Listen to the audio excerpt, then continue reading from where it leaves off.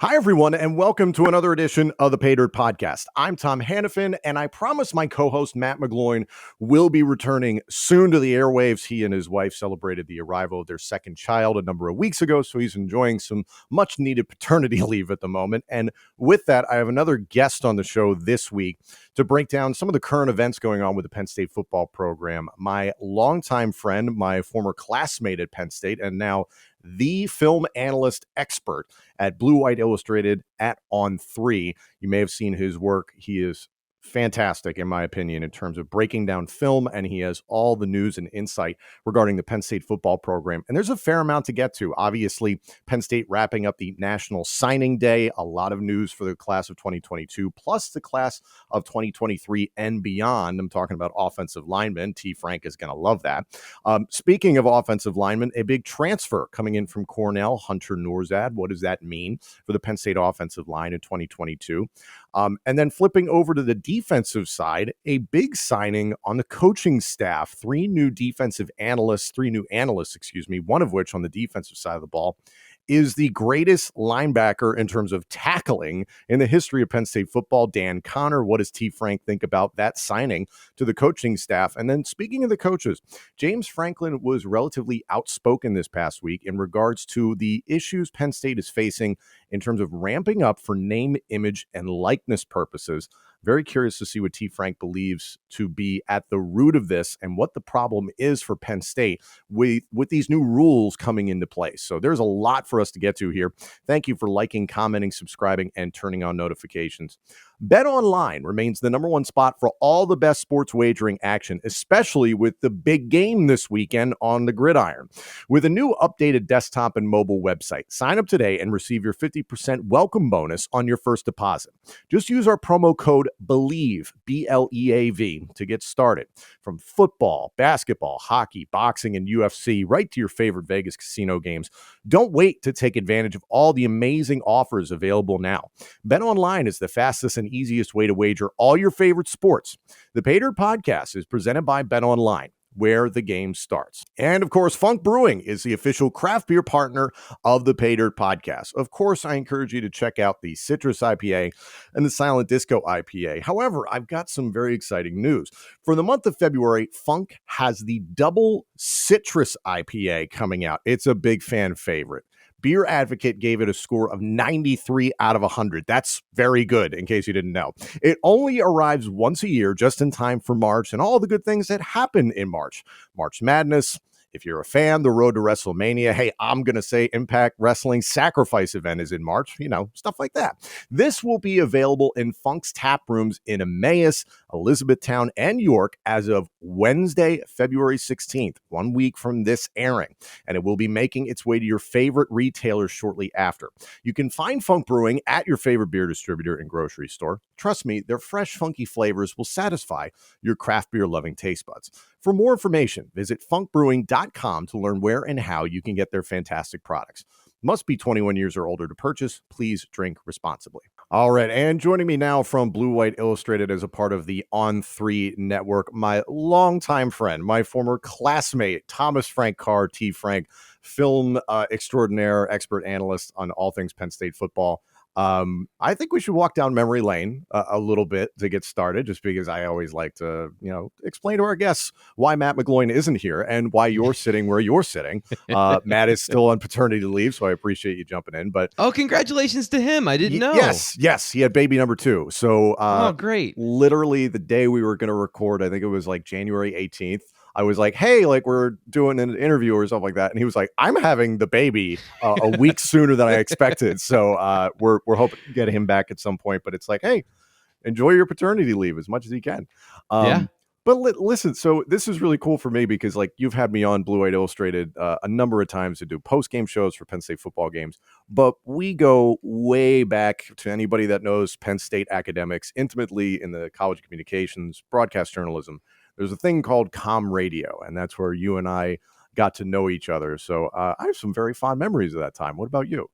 Yeah, it's the crucible of many a career in broadcasting for guys from ESPN, maybe people you haven't heard of that are behind the scenes that do great jobs, like Mike Essie, who's a producer there, Alex Eliasoff. There's some broadcasters out there in the world doing minor league baseball.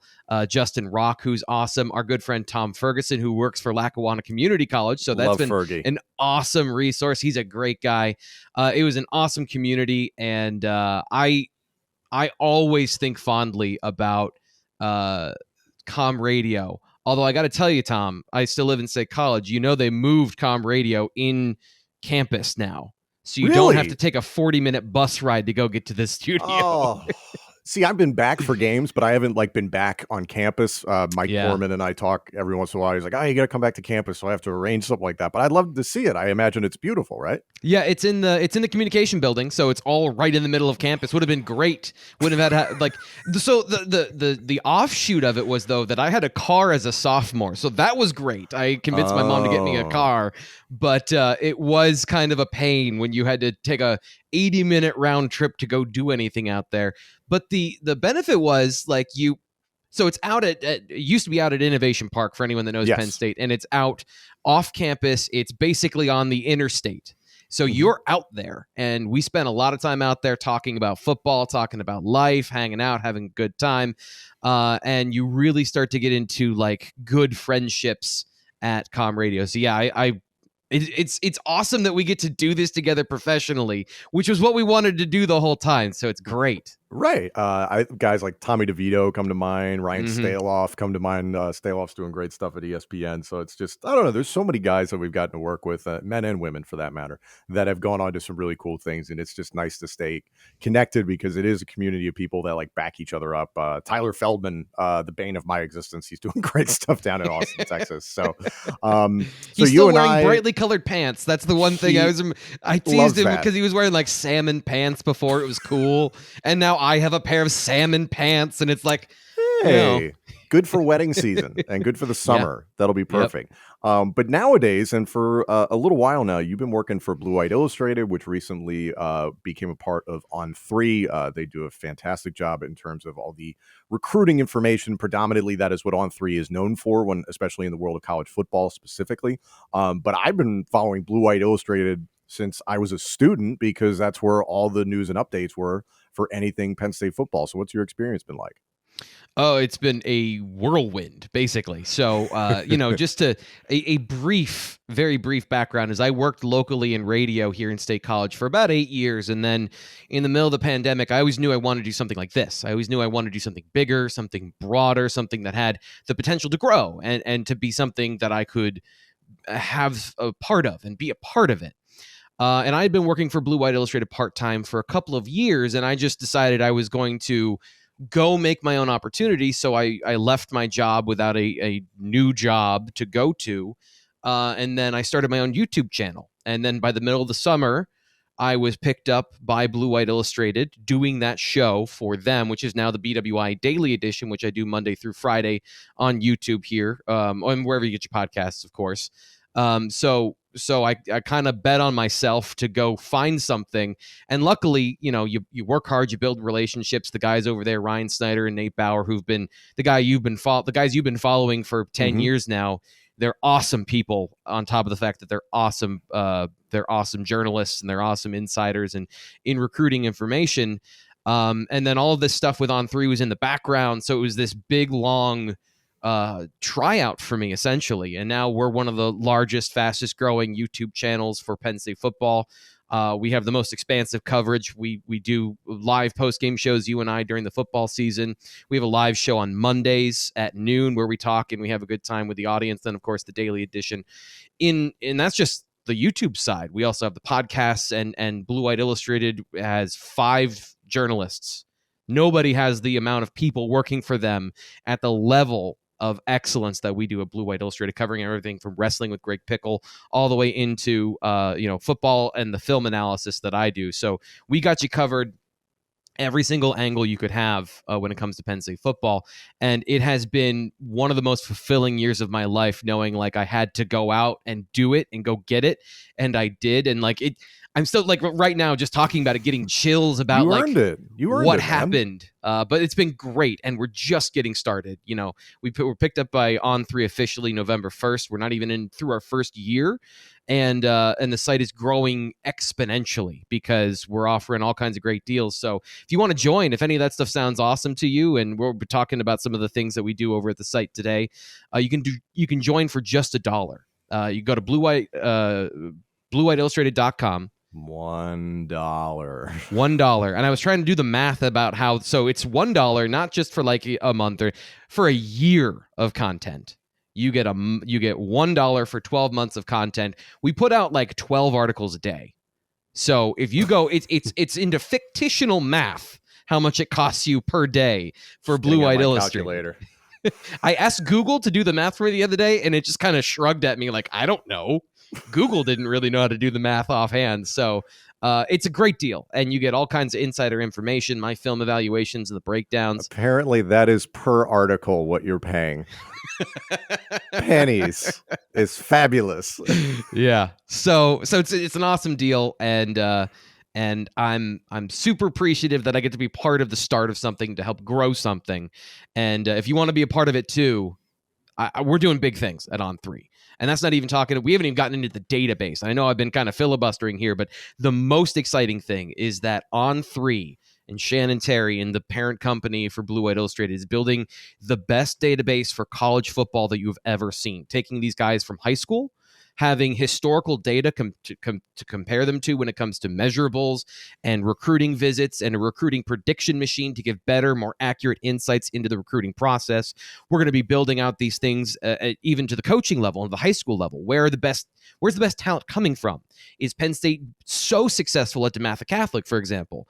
Or where aren't they getting guys from? Or which coaches are really making the biggest impact in recruiting as far as recruiting wins? And there'll be that stuff being built out.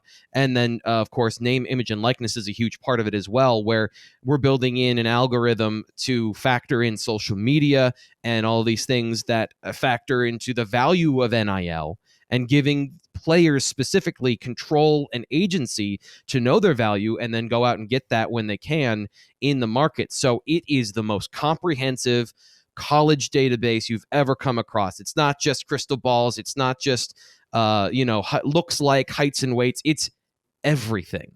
Mm-hmm. And it's all backed by data and science and all these things to give you actual information. But then beyond that is the experts like Ryan Snyder who go in and they give their expertise talking to these players and getting the insights from them. So like from A to Z, I'm so jacked up to be part of On3. And like genuinely, it's not a sales pitch. I am so happy.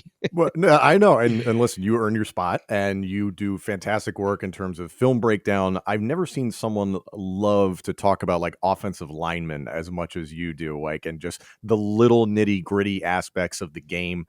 It's really fascinating. So I do encourage people to check it out. Speaking of recruiting news, that takes me to our very first point today. A lot has actually been happening for Penn State over the last couple of weeks in terms of National Signing Day wrapping up, especially for the 2022 class, but then even some news in regards to 23 and 24. So to give our audience a little bit of a wrap up of what's been happening, what have you seen? The offensive line has just loaded up on talent is the best way to put it. The one I'll talk about when it comes to National Signing Day, Vega Ioane, is the late flip from Washington. And going into this recruiting, so give people an idea. I don't watch just the highlight film. I go and I find full games to watch. So when I'm talking about a prospect, I'm giving you what's not on the highlight film too. What they do well, what they need to work on, how they project to the next level, maybe some areas that could trip them up either early, and giving you an idea of what to expect of them, especially I know with 5-star guys in a class like Penn State has, what's their timeline of being able to contribute. And Vega Ioane, when I went and I watched his film, blew me away. And I was not expecting it of a guy that was just kind of out there right before the National Signing Day. The story was at Washington, they replaced their head coach. They kept their offensive line coach, and he was committed to in-state Washington. He's from Graham, Washington. So wasn't going to be a fit apparently for him there, so he opened up his recruitment, and Phil Troutwein and the new special teams coordinator from Boise State, previously Stacy Collins, now part of the Nittany Lion staff, they got on the case. They went out, they saw him, this mad dash of maybe 6 weeks recruiting him. And when you look at him on film, 6'3", 330 pounds. So he is college sized already. And then you mentioned the little details and the technicalities and how you block, not just dominating guys, but how you're doing it. He does all of it. I did my film room of him on Sunday, and I'm usually the guy, the point of what I do, like I said earlier, is to kind of throw water on the hype train for these guys, because you bring us down to earth. Yeah. I will give a realistic sense. I feel like my goal is to protect these kids from the unreasonable hype that comes from recruiting and giving, okay, so now that we've all agreed that it's a good thing for this university that they got this player, here's what they're really getting. Here's the time. I have a hard time not throwing coal in the fire for Vega Ioane of like, just shoot, let's go the hype train, because he's awesome. He's good at everything. And his blocking techniques from A to Z, he exhibits every single block you could want that he was asked to do. He technically can do them. He can physically do them. He's fast for an offensive lineman, not just for 330, not just for an offensive lineman. He's straight up fast when he runs. So James Franklin said during his press conference that he can contribute early. I don't know, and I won't say that he's going to be a starter right out of the gate next year. I think that's still unreasonable, but Penn State is adding depth and talent and violence to the interior of their offensive line going forward with some of the guys they brought in this class. And Vega Ioane is a huge steal and a huge get in the 11th hour, and makes up for some of the misses that Phil Troutwein had on the offensive line with Emil Wagner and some of the other guys that they just missed out on in recruiting. This more than makes up for that. He is more ready than any of the guys they were targeting, and he's a better prospect than some of the guys they were targeting that decommitted. So I cannot stress enough how good of a player Vega Ioane is. And then it's just about translating from Washington. It's just about translating from Washington and the level of competition, which is not the highest level in the nation, to college. But how big of a jump is that for him? And how quickly can he dominate at the next level? And then on top of that, you mentioned Phil Troutwein. He has come under fire because through the bulk of James Franklin's tenure, and obviously Troutwein is not, not responsible for every last offensive lineman that has come in the door, but still has come under fire because the offensive line has been underwhelming, to say the least. Has Troutwein sort of redeemed himself, especially looking at what he's done for 23 and 24? Who are you asking? That's the thing, is like, what Penn State fan are you asking, and what Penn State fan are you telling this information to is exactly how the response you're going to get. Because I see these guys on film, and going all the way into 2024, Penn State secured Cooper Cousins from my neck of the woods in Pennsylvania up in Erie, went to McDowell High School. He is 6'5", 300 pounds, and he's a sophomore. So he's going to be huge. He's probably a tackle prospect. Ludicrous. He plays center. Right. So that is it feels like an overwhelming positive for Penn State right there. But it's 2024. People want to see the results now. They want to see progression now. And the thing that I said earlier this season when I really dug into it, because, kind of going back in the recruiting film and the recruiting world before I was fully integrated with Blue White Illustrated, looking at some of these hits and misses before Phil Troutwein got here, there's a reason that he was brought on. There was a reason that the previous offensive line coach, Matt Limegrover, good coach. I thought from a technical standpoint, they had solid fundamentals for the players. They all performed reasonably well, and they were all good. But there's they missed on too many players in 2017 through 2020, and that was a problem. And mixed in with some issues in 2018 where Nana Asidu was one of their best offensive tackles they'd ever gotten under Matt Limegrover. He medically retired after his first physical when they found a heart condition. And then, of course, Juice Scruggs was a part of that class, and his development was delayed, and we don't know the full effects of being in a car accident. So some bad luck there in 2018. But the moral of the story is it took a while for Penn State to get into this situation. It's going to take a while for them to get out of it. But Phil Troutwein has brought in 5 players for 2022 on the offensive line. dramatically changing through the transfer portal, JUCO, and with Vega Ioane, guys that you think can contribute and be difference makers next season.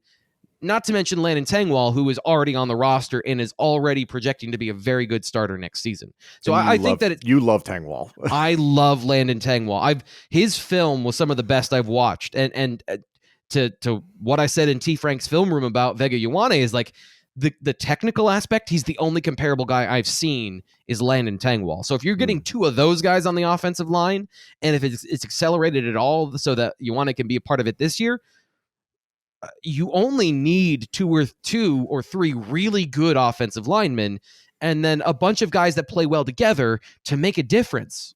You don't need 1 through 5 being excellent. They need to work well as a team. And the best way I said is you don't need a brick wall. You just need studs in the wall. And then you've got a wall. But that's what they're searching for. And I think from Hunter Nourzad, who I think we're going to get to here in a little bit, to some of the guys they brought in, Ola Fashanu at left tackle, I'm projecting they're going to be better next year because I'm seeing better players and more talented players at key positions. You sound like Robert Redford in The Last Castle, just building a wall, man. That's all it is. So you led me right to my next point. Recent development in the transfer portal. We've seen this flirtation for a number of months now. Hunter Nourzad, offensive lineman from Cornell, transferring to Penn State, so he'll be a part of the team in 2022. Similar to Eric Wilson, who transferred from Harvard to Penn State. Is there more talent in the Ivies that can translate to, for instance, the Big Ten level than we're aware of? And what do you like about Hunter Nourzad's game? Well, the first thing I would say is that when it comes to, you mentioned the saga of Hunter Nourzad, I was following along just like everybody else. But luckily, I had Ryan Snyder, our recruiting insider, and that's another reason you should join On3 for $1 so you can get this stuff in real time. But Nourzad specifically in this situation took a look at his film early on when they were interested, and I was actually doing today when we're recording, I was doing a little more work on him now that it's official. I think the difference, and Eric Wilson is a fair comparison because of their situation, is different in mentality. Both are around 6'4", both are around 300 pounds, both are good technical blockers, but Eric Wilson was a technician and was a guy that was winning with his feet and his mind and his craft. Hunter Nourzad is a little more violent, tenacious, I'd say. I've called him a little bit of a brawler, where maybe it's not as much about refined technique as it is about technique plus the initial jolt off the line of scrimmage. So he played right tackle at Cornell. He's going to play on the inside for Penn State going forward at guard. And of course, Iowa was a part of the conversation. So you got to believe that when it comes to the talent level that Hunter Nourzad has, he had a lot of suitors. He had a lot of people interested in him. And I think that tenacity, the quickness, the good feet, the projection of the inside, that is a huge win for Penn State to get in the transfer portal, and one they absolutely needed. Who do you project to be that starting five if you had your druthers for Penn State's offensive line in 2022? I did a whole article on this where I put together the best offensive line combinations based on who was on the roster. And because I have Ryan, I added Hunter Nourzad as a guy who was a realistic possibility. Mm-hmm. So I had him at center because the Iowa thing intrigued me.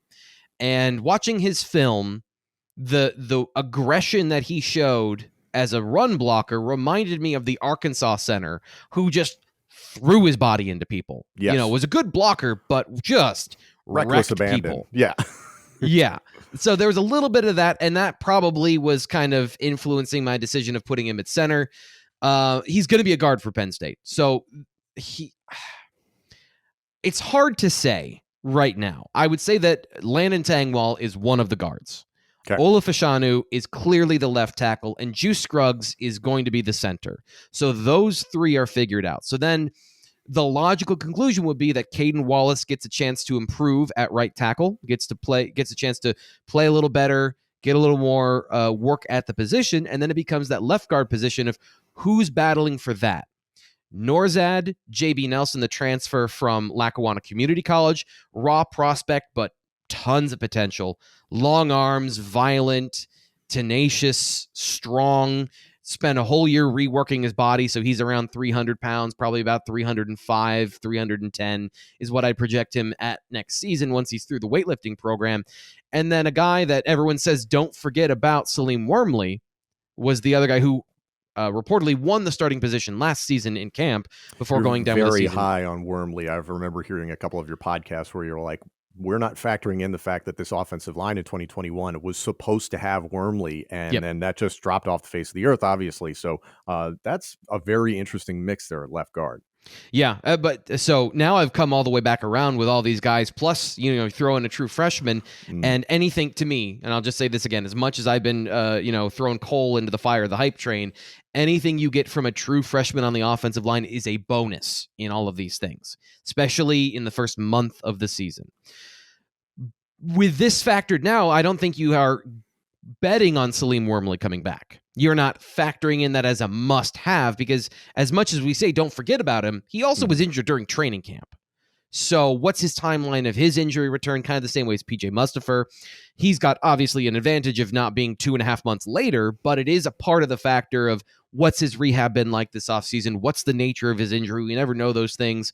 Has he been able to work out and lift? And is he going to get back to a similar physical shape that won him the job last year?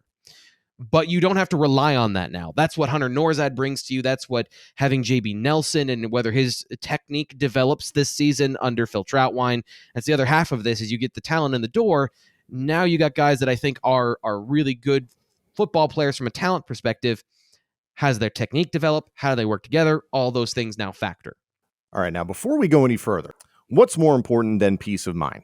Nothing. And that's what Nord VPN is here for, to give you peace of mind while you are online. And with all of the threats that you face today on the internet, it is more important than ever to be sure that you have the best VPN you can get. Nord VPN is the world's best VPN service, offering the fastest connectivity, most servers, and next-gen encryption to make sure that everything you do online stays secure. Plus, you can use NordVPN on all of your computers and devices, no matter the operating system. With NordVPN's unlimited bandwidth, you never have to worry about a slow connection either. And plans start at under $4 per month. So, grab your exclusive NordVPN deal by going to nordvpn.com/believe or use the code BELIEVE, that's BLEAV, to get up to 70% off your NordVPN plan, plus one additional month for free. It's also risk-free with Nord's 30-day money-back guarantee. All of us involved in the Paydirt podcast are proud supporters of Thon, also known as the Penn State Dance Marathon.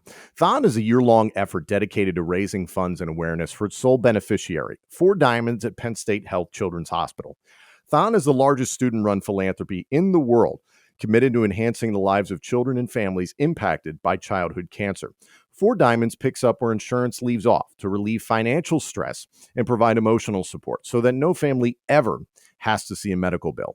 Since 1973, Thon has raised over $190 million in the fight against childhood cancer. And in case you weren't aware already, Thon intends to hold Thon Weekend 2022 in person 1 week from Friday, starting on February 18th and running through the 20th at the Bryce Jordan Center in University Park, Pennsylvania. To learn more about Thon Weekend 2022 or to donate, visit thon.org. That's thon.org. It's all for the kids. Make a difference in the life of a child today. And on another personal note, we want to take this opportunity to put a spotlight on mental health with a new initiative called Tag Me In. Tag Me In is simply asking for people to tag in on the conversation and help strip away the stigma around mental health. Whether you're looking to lend support, you want to talk, you want to share, maybe you need some help. We invite you to join in on the conversation. We encourage you to make a video if you'd like, post it on your social media channels, and use hashtag TagMeIn and hashtag TagMeInUnited. At the very least, we want to hear from you. You are not alone. Tag Me In. Visit tagmeinunited.com to learn more. Potentially more time for Sean Clifford or whoever is playing quarterback. And then the guys at running back. Everybody's excited about Nick Singleton. Everybody's excited about Katron Allen. Don't forget about Kevon Lee. So all of a sudden, there's a little more positivity, I think, for 2022 than people expected. So that's pretty good to hear. Yeah. Can I throw in Keziah Holmes? Because that's another one of the guys I'm and Devin always Ford's high on. there. Devin Ford is there and has contributed Yeah. in the past. Like, there's going to be a good amount of competition. So who do you think do you think Singleton's the guy when he walks in the door, or what do you think? No, nobody's the guy when they walk in the door. And that's kind of you hinted at Christian Veilleux or Drew Aller and Sean Clifford in that situation. Whoever takes that job has to take it. And from a 6-year player at quarterback, for example, the list of things you have to do is a mile long. You have to be the leader in the weight room. You have to outwork him in the weight room. Sean Clifford is notoriously the hardest worker in the weight room. Mm-hmm. These little things, these little data points that matter, all matter. And how you conduct yourself in the offseason, how you learn the offense, every little check along the way at running back you have to be able to do. Pass protection, route running, things that in Governor Mifflin's offense, for example, Nick Singleton didn't do, but Katron Allen has a much more mature, advanced game. So kind of setting the table for these players. That being said, the reason I'm more optimistic about the running game specifically is that last season, you and I talked about this the whole time, who's the explosive back? That's why Singleton is the highlight of this offseason, and I think that's fair. But what backs that up is that you do have Devin Ford, and you do have Keziah Holmes coming off a redshirt season. Mm-hmm. Keziah Holmes was the fastest freshman in America when he came out, I think in 2019 or 2020. So he's got speed. He's 215 pounds already. He's got home run potential. You have more bullets in the chamber this year, more options. So if one thing doesn't work out, you have something to fall back on. Where last year it was 2 guys, physical bruising tailbacks. One of them was injured. The other one was Kevon Lee. So there's just more this year than there was last year. More competition is good. Yep. And speaking of the details, the analysis, that is something that James Franklin has harped on with his coaching staff and is really, really in particular, very particular, especially during the offseason, about that counting of every single rep and how did that go. We saw that as a big influence, for instance, in the kicking game, the punting game. So they're going to keep an eye on that. And they've, in fact, added to their staff in terms of analysts. 3 new analysts have come on, and this is something that James Franklin is very big on. One of them in particular drew headlines because it's Dan Connor, the leading tackler in the history of Penn State football. You could argue the best linebacker in the history of Penn State football. What does it mean adding Connor as an analyst for this team? The first thing it means is that you have to hear all of the people that have wanted him as the linebackers coach for the last 10 years to have to say something about it. But that is a good starting point of, like, if Dan Connor, you want him to be the linebackers coach, I don't have a problem with that. But having him come from Archbishop Carroll and the high school level where he was the head coach to then just be elevated to linebacker coach, this is the natural progression. Yes. This is the natural progression of that. I believe he's going to be an analyst. He's going to be an off-field analyst. So he's not going to be working with the linebackers. Like, there are coaches that get to coach and there are coaches that get to analyze. And there's no defined stuff when they announce these positions. And these were announced late last night as of our recording, so we don't have a lot of details specifically about that, but he's obviously going to be involved with the defensive side of the staff, and I would imagine he's going to be a part of the evaluation staff and the analytics staff, and he's going to give his thoughts and opinions on technique and also on probably the transfer portal and recruiting. So if you're an analyst, you're going to be doing just about anything and everything, but you are also have your own expertise that you bring to the table, and obviously as a coach and as one of the best linebackers in Penn State history, he brings that to the table. So those people weren't wrong. They just were getting ahead of themselves saying, bring in Dan Connor, Paul Postlesny as our defensive coordinator. You're getting the cart before the horse. This is a good natural progression for a guy like him, or even an assistant coach like Dion Barnes to come in and learn at those positions and then naturally progress to the next thing. It sounds like to me like a lot of fans, like you're thinking like in terms of playing the NCAA football video game from once upon a time where it was like, oh, this guy here, that's cool. I'll just do that. And it's a video game and it doesn't matter. It's like making Dan Marino the head coach of the Miami Dolphins. It's like, sure, he played there. That's great. It doesn't always translate. These baby steps are important. And I just think it's really cool to keep the history of the program intact. And James Franklin, from what I've learned since doing this podcast, is that he is very open to understanding the past of the program and those past players and their contributions, but he is not necessarily going to just be like, oh yeah, you've got a job, right? You're a GA or something like that. Right. You do have to come in and earn it. So to see Dan Connor approach that this way is really cool. Yeah, and coaching. So this is the other thing about coaching, is that coaching is teaching. And being one of the best all time doesn't mean you can teach it. So, that level of coaching at the high school level and seeing it in place and seeing evidence of it and growing those skills too. So it's an entirely different skill than knowing how to do something. It's a good foundation. Yes. Yeah. Some guys, so you have a unique perspective as a player who has had to do all of these things that I talk about on film. And to actually execute the assignments, you may have things that you can say, hey, look for this. Hey, this is a shortcut that you can use that won't get you in trouble.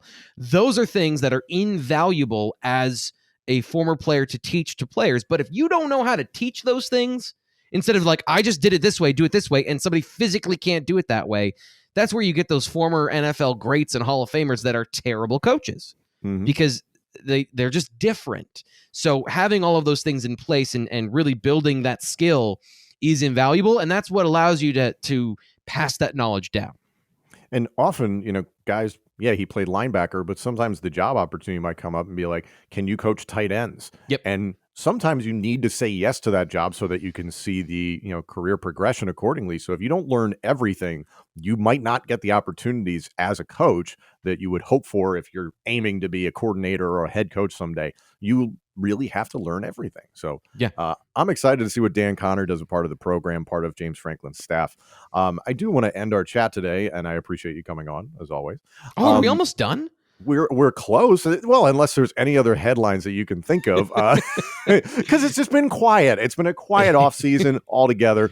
But one thing that I think tends to fly under the radar is some of the comments from head coach James Franklin. And recently he was asked about some of the name, image, and likeness benefits and developments that Penn State is potentially putting in place for the future.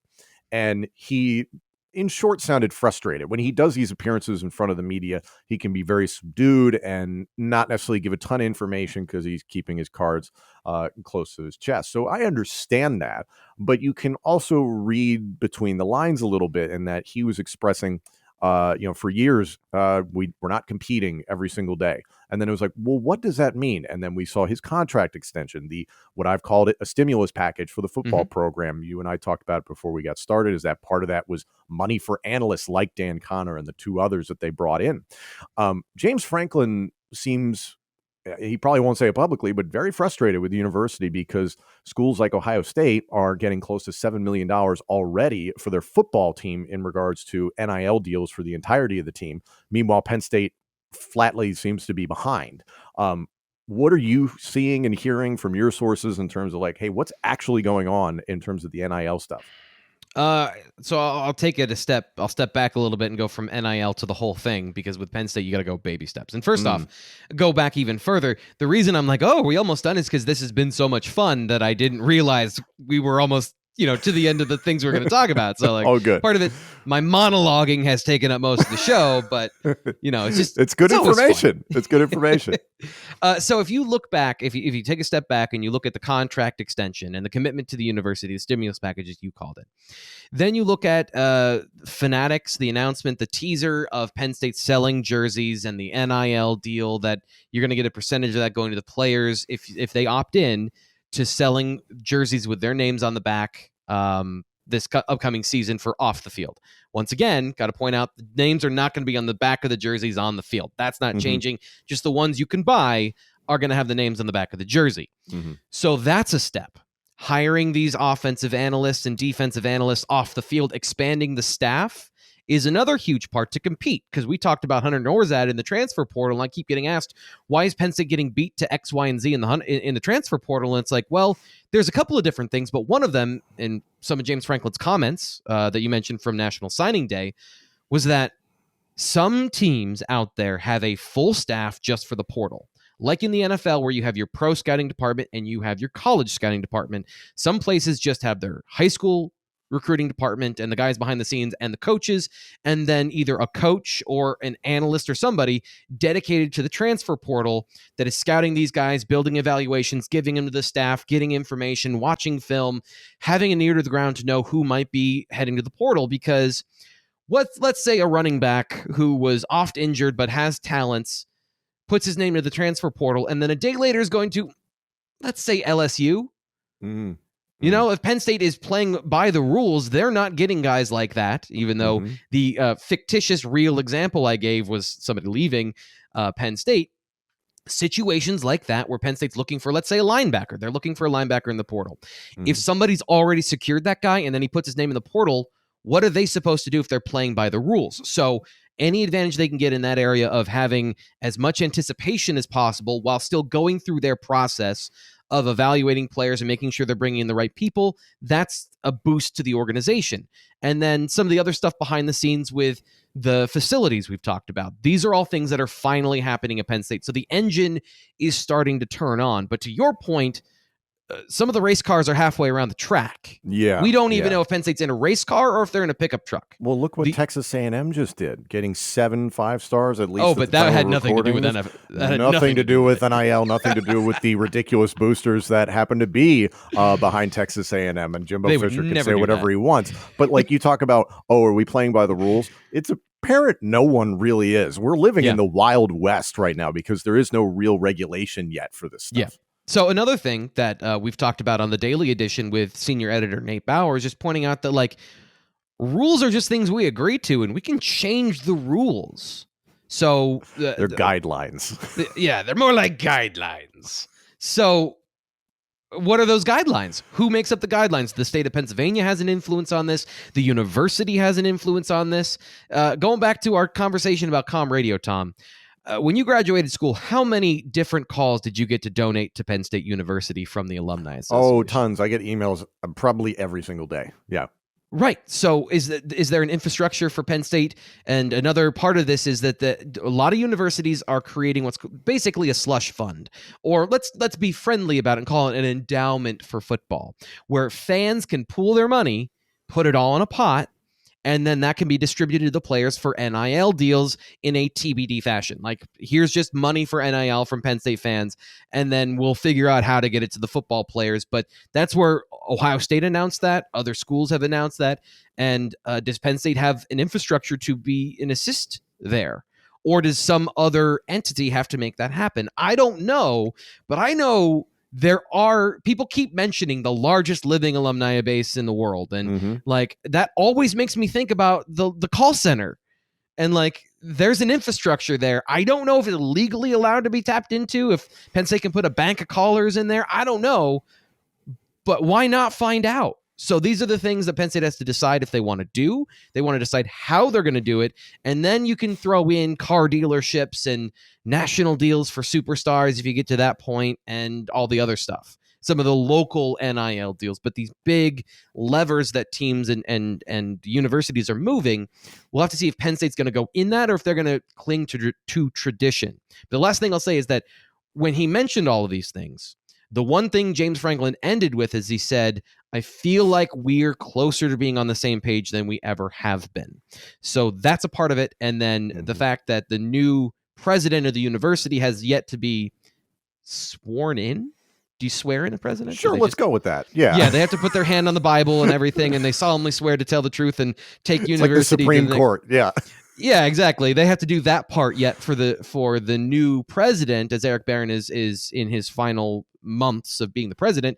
So there is a bit of a lag there in the leadership and the chain of command. That changeover. Yeah, there's going to be a lot that has to get mopped up. We'll see in the coming months, once that happens, if this is accelerated or if it stays at the same pace. And that's something I can't answer because I don't know the temperature in the room at Old Main about whether or not they're going to be all in on this. And by the way, temperature at Old Main is something I wanted to say my whole life. As a non-news reporter, it felt great. And it's usually extraordinarily cold in regards to the temperature in that general area. I remember walking around through the snow in baggy sweatpants where the water was halfway up your calf and such. So that's what I think of when I think of Old Main.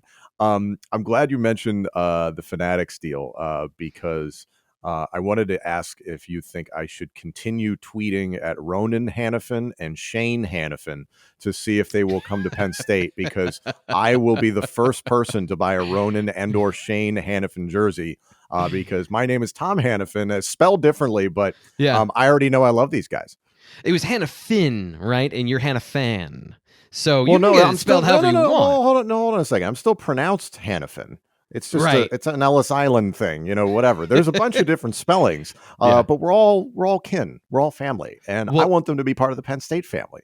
Well, if you're a self-admitted Penn State fan, so you absolutely have the agency to do whatever you want to help the university and the football program. So yeah, keep tweeting, DM.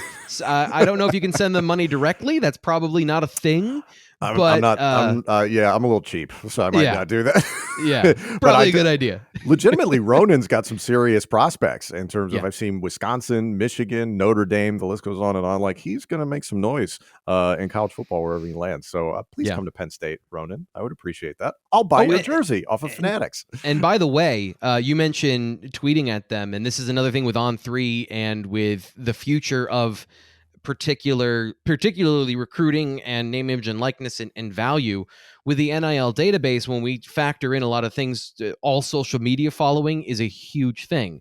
So if a recruit is asking you to follow them on social media and you're a fan, that's one way they can increase their NIL evaluation. Because as we all know, it doesn't mean that they're going to be paid that, but the larger the network, the larger the viewership, the larger the reach that they have, the more valuable they are, which is the same exact thing as the Blue White Illustrated Daily Edition and at Thomas Frank Carr, except that I'm not going to get any deals through the university. I just got to go do it all myself. Right. I thought you were doing the $1 sell there, somehow slipping that in again. That's another great way you can support Blue White Illustrated, and you can support our not name, image, and likeness, because that's already been bought and paid for by On3, but supporting the people who support, I don't know, that's fell apart. Yeah, it's all right. Check out Thomas Frank Carr on Twitter and at Blue White Illustrated as a part of On3. And I love T. Frank so much that he's going to join us again next week, because we talked about him a little bit earlier on in the show. Eric Wilson, Penn State offensive lineman, who is on his way to the NFL draft and is now training at the Test Football Academy, will be our special guest. So I cannot wait to break down what he is looking forward to in the NFL draft. And then with you, as I've mentioned, you love to talk about offensive linemen and you love to talk about technique. So I figured, who would be better to do that interview with than yourself? So we will have Eric Wilson next week here on Paydirt. T. Frank, thank you for joining me. Looking forward to it. This has been a ton of fun. So if it's half as fun as this, then we're all winners. We're all winners coming up. See you guys next week.